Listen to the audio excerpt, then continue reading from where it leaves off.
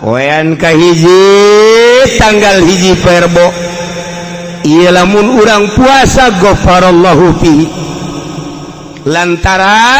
lantaran poe eta teh Allah ngahampura ka Kangjeng Nabi Adam alaihi salam.